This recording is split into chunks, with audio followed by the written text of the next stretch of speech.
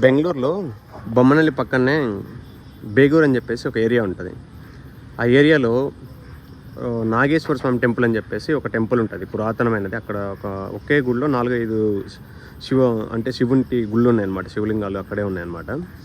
అయితే రీసెంట్గా మేలో వచ్చేసి అక్కడ బ్రహ్మరథోత్సవం జరుగుతూ ఉండేది అనమాట. నాగేశ్వర స్వామి వారికి రథోత్సవం జరుగుతూ ఉంటే నేను కూడా అక్కడ వెళ్ళాను అనమాట.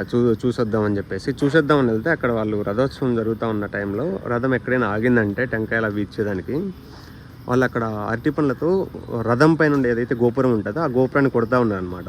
నేను యాక్చువల్గా నాకు కూడా అర్థం కాలేదు, బట్ ఎందుకు అలా కొడుతున్నారని మీరు ఎవరికైనా తెలిస్తే కానీ కామెంట్లో చెప్పండి అనమాట. ఎందుకంటే నేను కూడా తెలుసుకున్నాను అయితే ఈ కర్ణాటకలో హిందూ ఫెస్టివల్స్ ఏవైతే ఉంటాయో చాలా అంటే చాలా గ్రాండ్గా చేస్తారు. చాలా గ్రాండ్గా. నేను రీసెంట్గా 1 year నుంచి చూస్తున్నా కదా, బాగా వాళ్ళ ఫెస్టివల్స్లో ఎంజాయ్మెంట్ అనేది ఒక పీక్ లెవెల్లో ఉంటుంది.